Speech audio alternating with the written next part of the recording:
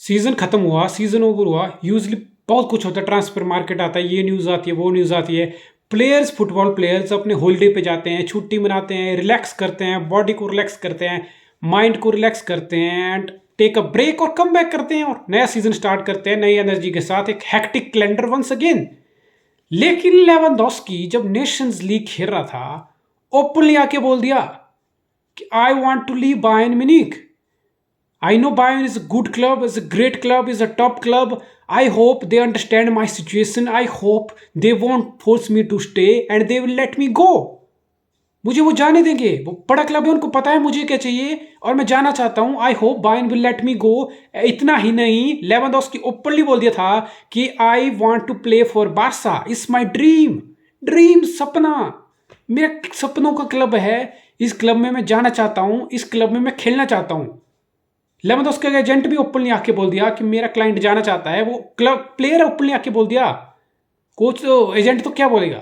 ठीक है, आखिर ये सब कैसे हुआ, क्यों हुआ? और बारसा, बारसा एक ऐसा क्लब जो 1.3 बिलियन यूरोज का डेट लेके बैठा हुआ था एक साल पहले तक। ठीक है, एक साल पहले तक लेपोर्टा आया, बार्टेमो की रिजीम ओवर हुई, बार्टेमो की सारी बकचोदियां, सारा बोझ पड़ा आपके लेपोर्टा पे। लेपोर्टा ने जोर जोर लगा के जो कुछ किया वो किया। मैंने एक वीडियो बनाया है, जरूर देखिए कि बार्टेमो के बाद लेपोर्टा ने एक साल के अंदर कैसे कैसे एक साल के अंदर 1.3 बिलियन का जो बारसा का डेट था उसको ऑलमोस्ट ऑलमोस्ट जीरो पे लाके खड़ा कर दिया है। चाहे वो प्लेयर्स की वेज रिडक्शन किया हो, चाहे वो मेसी को ऑफलोड करके, मतलब मेसी को जाने दिया, उसकी वजह से 100 मिलियन से ऊपर वेज उसकी बची, बाकी 200 मिलियन बंद जो पुराने प्लेयर थे उनकी वेज घटा के रिड्यूस करा के लिया।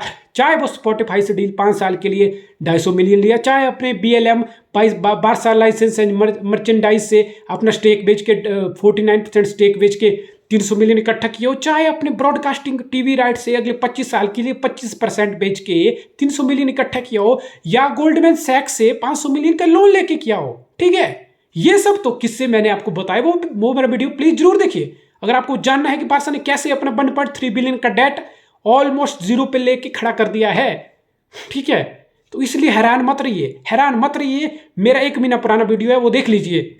मैंने बता दिया था। आप सोच रहे हो कि बारसा तो बहुत डेट में है, ये है वो है। बारसा ने कैसे रफीनिया चेल्सी के मुंह से छीन लिया 60 मिलियन में। बारसा कैसे अभी 50 मिलियन डील की हुई है, 50 मिलियन में लेवेंडोस्की, जिसका last year of contract enter होने वाला था, वो अगले साल फ्री एजेंट होता, लेकिन एज अभी 33 की है, अगले साल 34 की हो जानी थी वो। बारसा कुछ ये स्ट्राइकर, बारसा को कम्पीट करना है ला लीगा के लिए, बारसा को वो रिबिल्ड नहीं चाहिए। बारसा AC मिलान नहीं है, बारसा मैनचेस्टर यूनाइटेड नहीं है जो 8-10 साल बिना ट्रॉफी के रिबिल्ड करे। हाँ, क्लब की सिचुएशन खराब थी, 1.3 मिलियन का डेट था, लेपोर्टा ने वो डेट करा के ऑलमोस्ट जीरो पे खड़ा कर दिया है। तो जो लोग ये सोच रहे हैं कि बारसा का तो डेट है, वही आंखें खोलो, एक साल पहले वो खबर थी डेट की। अब बोलोगे एक साल में कैसे घट गया, उसके लिए वीडियो देखो। एक साल में घट गया डेट भाई लोग, ये डेट घट के जीरो पे खड़ा हो गया है। ठीक है, जीरो पे खड़ा हो गया और इसलिए बारसा प्लेयर साइन कर पा रहा है। इसलिए रफीनिया जो चेल्सी ना, बिल्कुल चेल्सी की बिड एक्सेप्ट हो गई थी, वो भी मेरा वीडियो है। रफीनिया टू बारसा कैसे हुआ, क्यों हुआ, बारसा चेल्सी कैसे यहाँ लूजर बना, चेल्सी के मुंह से कैसे निवाला छीन लिया बारसा ने, वो भी मैंने बताया। चेल्सी और लीड्स का एग्रीमेंट हो चुका था, फी 60 मिलियन सबमिट कर चुका था लीड्स, वो फी चेल्सी के एक्सेप्ट कर चुका था, लेकिन प्लेयर के साथ पर्सनल टर्म भी तो एग्री करनी चाहिए। जिस प्लेयर के लिए आप पैसा दे रहे हो वो प्लेयर भी तो आना चाहिए। तो रफीनिया ने वेट किया, वो चेल्सी भी उसका ड्रीम क्लब था, जस्ट लाइक लेवेंडोस्की, बारसा उसका ड्रीम क्लब था। रफीनिया का वेट किया, बारसा की बिडाई 60 मिलियन में फीड करके डील डन हो गई। अब डील डन होगी लेवेंडोस्की 50 मिलियन पाउंड। ठीक है, 50 मिलियन पाउंड में डील होगी, 3 साल का कॉन्ट्रैक्ट ऑफर हो गया लेवेंडोस्की को, 33 साल का है अभी। बायर्न के लिए कोई नुकसान वाली बात नहीं है यार। 50 मिलियन एक ऐसे बंदे के लिए जो अगले साल फ्री एजेंट जाना था। पहले तो बायर्न ने अपनी ईगो दिखाई, बहुत ज्यादा ईगो दिखाई, बायर्न ने बहुत ज्यादा ईगो दिखाई। वो ईगो किस लिए थी? वो ईगो पैसे के लिए थी। जब लेवेंडोस्की ने अपने एजेंट को बोला कि बायर्न से बात कर कि I want to leave the club, तो बायर्न ने समर में, मई जून में अपनी ईगो दिखा के उसके लेवेंडोस्की के एजेंट को मिला, ठीक है तू जाना चाहता, ठीक है तेरा प्लेयर जाना चाहता, ठीक है तू अपने प्लेयर के लिए, लेवेंडोस्की के लिए 100 मिलियन का ऑफर ले, हमारे लिए 100 मिलियन का ऑफर ले टेबल पे, हम लेवेंडोस्की को जाने देंगे। ये बायर्न के एजेंट ने कंडीशन रखी, बायर्न ने कंडीशन रखी लेवेंडोस्की के एजेंट के सामने कि भाई 100 मिलियन ला, तेरा प्लेयर जाना जाए। इट्स अ जोक यार, ये जोक था। एक ऐसा प्लेयर जो फ्री एजेंट हो जाएगा 34 साल नेक्स्ट ईयर, उसके लिए एक साल में 100 मिलियन कौन देगा भाई, कौन देगा। एम्बाप्पे फ्री में चला जा रहा था इस साल, वो तो कैसे ने चाट चूट के जैसे मर्जी करके, वो कतर के प्रेसिडेंट ने चाट चूट के चुप्पे लगा के सब कुछ हैंडल कर लिया। लेकिन यहाँ ये सब नहीं होने वाला था। तो बायर्न ने तो बहुत ईगो दिखाई, लेकिन लेवेंडोस्की ने बायर्न की ईगो के ऊपर मूत दिया। लेवेंडोस्की ओपनली आगे बोल दिया I don't want to play for you, it's enough, I hope you find a solution, I want to go to Barca. ठीक है, प्लेयर ने बोल दिया। तो बायर्न को अपनी औकात समझ आ गई, ठीक है, बायर्न को समझ आ गई। फिर भी बायर्न के लिए बहुत प्लस डील है, माइंड यू ईगोज अपनी जगह है, वो सब चीजें अपनी जगह है। फाइनेंशियल क्लब के लिए स्ट्रांग होने चाहिए, फाइनेंशियली क्लब स्ट्रांग होना चाहिए, उतना ही रिफ्लेक्ट करेगा प्लेयर्स कौन आते हैं। अल्टीमेटली परफॉर्मेंस, आपके फाइनेंस, आपके मैनेजमेंट कितना अच्छा है, कितने स्मूथली चल रही है, वही अल्टीमेटली आपके प्लेयर्स की परफॉर्मेंस में क्या साइनिंग है, क्या प्रोजेक्ट है, अल्टीमेटली परफॉर्मेंस वही रिफ्लेक्ट होती है, कितना अच्छे से क्लब मैनेज हो रहा है। तो बायर्न के लिए बहुत अच्छा है एक ऐसा प्लेयर जो अगले साल जाने वाला था, और ऐसा प्लेयर जो आपके लिए खेलना भी नहीं चाहता है, ओपनली आगे बोल रहा है। डिस्पाइट 2014 से आपके लिए खेल रहा है, 8 साल से 2010 से 14 डॉर्टमंड खेला लेवेंडोस्की, 2014 में फ्री एजेंट आया डॉर्टमंड से, डायरेक्ट राइवल से खरीदने की आदत थी बायर्न की और अभी भी है। तो 14 में ले लिया लेवेंडोस्की फ्री एजेंट, 14 से 22 8 साल, 375 games for Bayern Munich, 344 goals, 72 assist, बैलन डोर के आसपास ट्रेबल जीती बुंडेसलीगा। तो बायर्न चाहे लेवेंडोस्की होता नहीं होता, बायर्न फिर भी जीतता है और आगे भी जीत लेगा। लेकिन इतना स्टैगरिंग करियर 8 साल का, एकदम लीजेंड बन के जा रहा है, highest goal scorer in Bundesliga, Gerard Muller, सारे रिकॉर्ड तोड़ के आ रहा है बंदा। और वो जब ओपनली आके बोल रहा है कि मुझे नहीं खेलना तुम्हारे लिए, तो बायर्न के लिए भी कोई नुकसान वाली बात नहीं है। ठीक है, 50 मिलियन मिल रहा है, बहुत अच्छा मिल रहा है, बहुत स्टेबिलिटी मिल रही है। और बायर्न की सबसे बड़ी प्रॉब्लम सॉल्व होगी, सर्ज ग्नैब्री राइट विंगर, इतना अच्छा प्लेयर, इतना वेल सेटल्ड जर्मनी के सिस्टम में, जर्मन टीम में एक वर्ल्ड क्लास विंगर खेलने वाला प्लेयर, जो फ्री एजेंट जाने की कोशिश में था, ताक में था, उसका कॉन्ट्रैक्ट में बहुत प्रॉब्लम थी, वो सॉर्ट आउट होगी। That's a big boost for Bayern Munich. 18-19 million के करीब सर्ज ग्नैब्री को मिलेगा, बड़ा हेल्दी कॉन्ट्रैक्ट है, yes, but good thing is that वो फ्री एजेंट नहीं जा रहा है, आपका एक और क्वालिटी प्लेयर आपको छोड़ के नहीं जा रहा है, ग्नैब्री आपके पास रुक रहा है। और सैडियो माने 40 मिलियन में आपने ऐड कर लिया है, 50 मिलियन में सेल होगी, तो आपका सेल बैलेंस शीट भी अच्छी चल रही है। और सैडियो माने से आप फॉल्स 9 का काम, स्ट्राइकर वाला काम चला सकते हो। क्लॉप एक सीजन से सैडियो माने को फॉल्स 9 यूज कर रहा है, और सैडियो मानो 18 से 20 गोल माने आपको करके दे रहा है फॉल्स 9 के रोल में।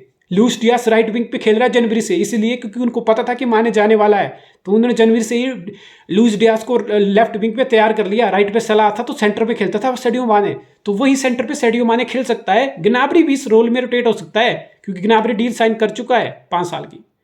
तो ये तो है कि लेवेंडोस्की जाएगा तो बायर्न को कितना फर्क पड़ेगा, ज्यादा फर्क नहीं पड़ेगा। यस, लेवेंडोस्की कैसा प्लेयर था, 20-25 गोल 30 गोल इजीली बायर्न में हर सीजन मार रहा था। ठीक है, शायद वो सैडियो माने फॉल्स 9 में या ग्नैब्री उतने गोल नहीं दे पाएंगे, लेकिन आपको एडजस्ट करना है।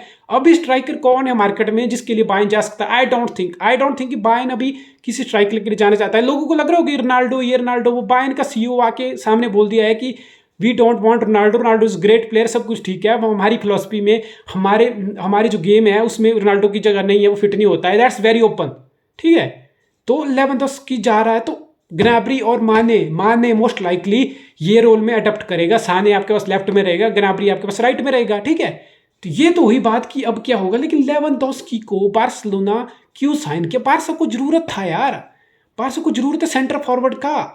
ठीक है, हाँ, आपके पास ओबामेयांग है, ओबामेयांग को आप यूज कर सकते हो। लास्ट ईयर गैरो का आपने सिटी से फ्री ट्रांसफर साइन किया, और फॉर्चुनेटली जो हार्ट का जो प्रॉब्लम हुआ है गैरो को, जो उसको डिवाइस उसके अंदर भी लगा, उसकी वो फिटनेस तो है लेकिन ग्रीन लाइट नहीं है, उसको ग्रीन लाइट नहीं मिल पाई, म्यूचुअल कॉन्ट्रैक्ट टर्मिनेट हुआ, तो उनको एक प्लेयर चाहिए था, उनको एक स्ट्राइकर चाहिए था। और लेवेंडोस्की से फरवरी से ये बात चल रही थी, फरवरी से बार्सा के साथ बात चल रही थी। लेवेंडोस्की आखिर क्यों ऐसा मुकाम आया, क्यों ऐसा दौर आया कि बायर्न को छोड़ के लेवेंडोस्की 33 साल की उम्र में जाना चाह रहा है? मैंने बताया क्या क्या अचीव कर चुका बायर्न के साथ। 3 बड़े रीजन थे, मेरा एक वीडियो है वो भी देखो, मैंने उसमें एक्सप्लेन किया, और मैं डायरेक्टली सीधे सीधे बताऊंगा। पहला रीजन था कि उसको ऑफेंड फील हुआ, बायर्न म्यूनिख हालांड के पीछे बहुत भागा फिर रहा था, नया कॉन्ट्रैक्ट ऑफर नहीं किया। लेवेंडोस्की का कॉन्ट्रैक्ट अभी एक्सपायर होने वाला था ना अगले साल, उसको नया कॉन्ट्रैक्ट ऑफर नहीं किया और हालांड के परसूट में चला गया।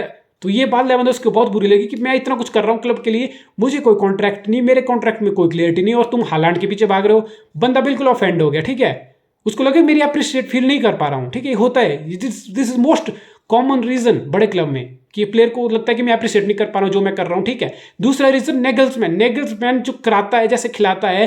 लेवेंडोव्स्की की ऐसी खबर है अंदर की कि लेवेंडोव्स्की कभी कन्विंस ही नहीं हो पाया, वो कभी कन्विंस नहीं हो पाया। 33 साल का यूलियन नेगल्समैन, और कन्विंस नहीं कर पाया वो मैनेजर लेवेंडोव्स्की को अपनी टैक्टिक्स से, ठीक है। चाहे वो ट्रेनिंग में था, चाहे वो मैच ऑन मैच टैक्टिक्स हो, ठीक है। बुंडेसलीगा जीते, नेगल्समैन से पहले भी बायर्न बुंडेसलीगा जीतता था, और नेगल्समैन और लेवेंडोव्स्की के बाद भी ये जीतेगा। लेकिन लेवेंडोव्स्की की इक्वेशन नेगल्समैन हेड कोच के साथ बिल्कुल सही नहीं थी, ठीक है। और तीसरा सबसे बड़ा रीजन कि यार लेवेंडोव्स्की को क्या बचा है अचीव करने को, उसने ट्रैवल जीत ली, उसने गोल्डन बूट, वो हर साल हाईएस्ट स्कोरर रहा है बुंडेसलीगा में, 8 साल का उसका करियर है, ट्रैवल है, यूसीएल है, बुंडेसलीगा, हर माइलस्टोन है। शायद बैलोन डोर आ सकता था, वो नहीं आया, तो उसके लिए क्या, अब बायर्न में रुक के क्या कर लेगा वो, तो ठीक है, उसका सारा एम्बिशन पूरा कर चुका है। It's literally did everything at Bayern Munich. उसको अब एक फील लेना है, उसका एक सपना है कि मैं बार्सा जैसे क्लब में खेलूं, तो वो चेज कर रहा है उस चीज को, उसने पुश किया डील को, और अब वो बार्सा में जाना चाह रहा है, और चला गया, डील डन हो गई है।